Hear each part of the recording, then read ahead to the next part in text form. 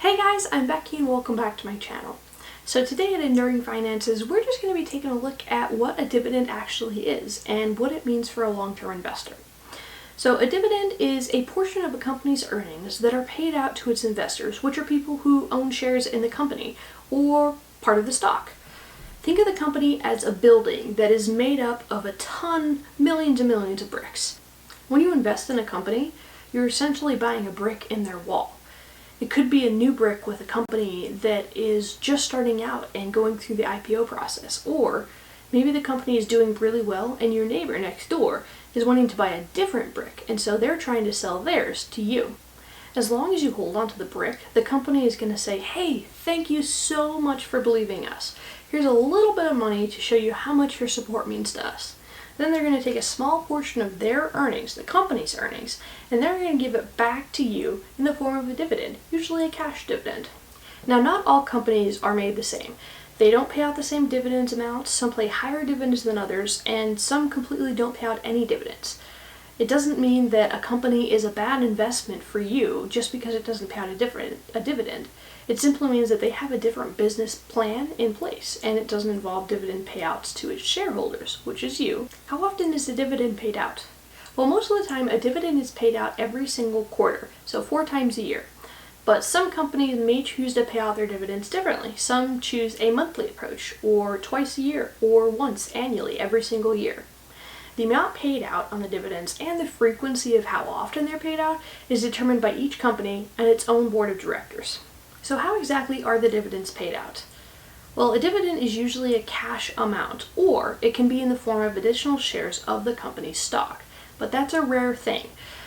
You won't get a check sent in the mail to your house. You won't get an email with download this link to get this card to pay for it. They're going to deposit that dividend directly into your brokerage account. And then you can either decide to reinvest the money back into the stock market by buying more stocks, or you can withdraw the money and use it to pay for your bills or to fund your next vacation. Do you have to hold a stock for a certain period of time just to be able to receive the dividend? Well, kind of. There are a few key days that you need to watch out for. The declaration date, which is when the stock company or the owners of the brick state that they're going to be issuing a dividend. Typically, the stock price is going to rise about the amount of the dividend being issued out on that same day. The ex-dividend date is the cutoff date for being eligible to receive the declared dividend. You need to own the stock, or the brick, before that ex-dividend date. If you buy the stock on or after that date, those shares will not be eligible for a dividend payout this time around. Typically, the stock price is going to drop by the amount of the dividend being issued on this date. The record date is how long you at least need to retain the stock, or the brick, to receive the dividend. Typically, it's the next business day after the ex-dividend date. If you sell a stock before the record date, you won't be able to earn the dividends. And lastly is the payout date, which is the best day of the entire group. It's simply the date when the dividends are paid out. It's really important to remember that you need to retain the dividend from at least before the ex-dividend date to the record date so you can get that dividend payment for that time period. What is the dividend yield? Well, the dividend yield is simply a way to calculate the return of your investment in the stock itself. It's like looking for a new car and you're comparing interest rates with different banks that are offering you a loan.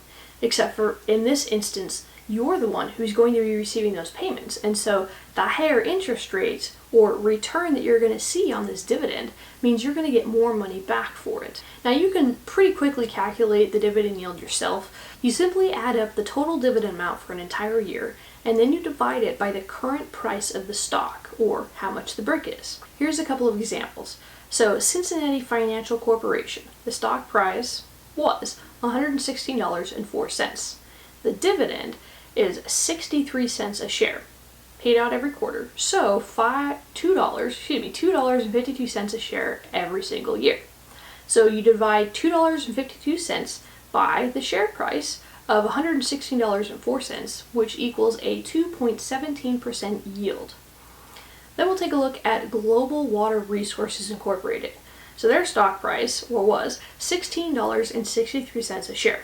Their dividend is about 2.5 cents every single month, or about 30 cents every single year.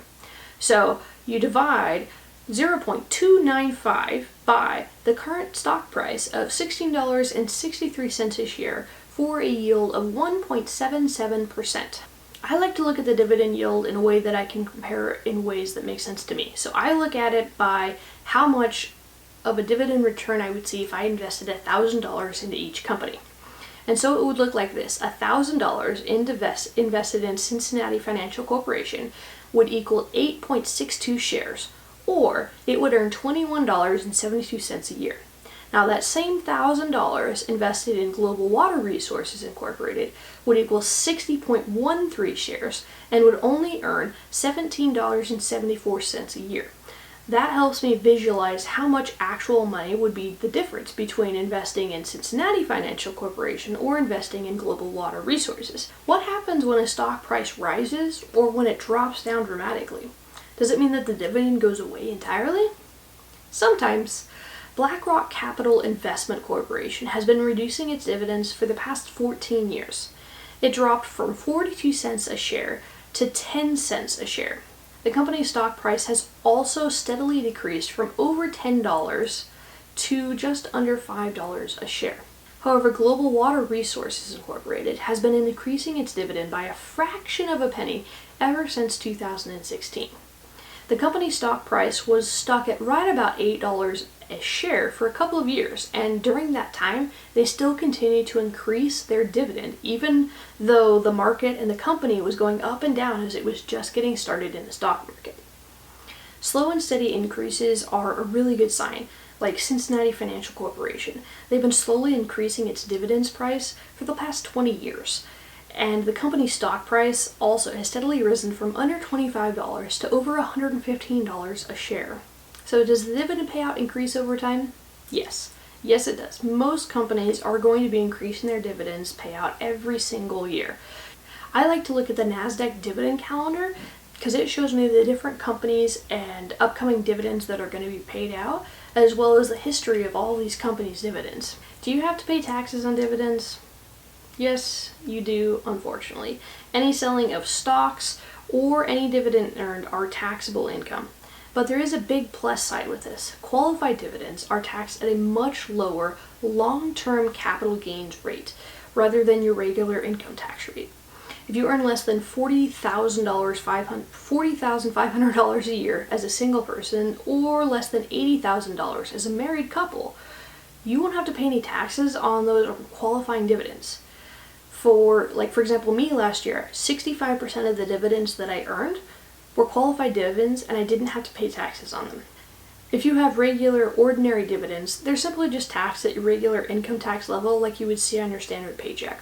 Investing in dividends is a long-term growth strategy. If you're trying to make money today, tomorrow, and the next couple of weeks, this is not the way to do it. But if you want passive income in the future, like 15 to 20 years from now, dividend stocks is a great way to go. If you want to learn more about dividend investing, go ahead and check out the last post I did about breaking down my entire $30,000 stock portfolio. It can show you how you can take that money and passively earn more than $1,000 every single year. And it just continues to return and increase and increase. So you're looking at not only getting the dividend returns from the company getting paid out to you, but you're also looking at the stock price itself growing over time. So you're looking at the company growth and the dividend returns as your return on investment for this. It's a great tool for passive income, especially in a long-term future game. So hopefully you learned something. I'll see you next time, guys.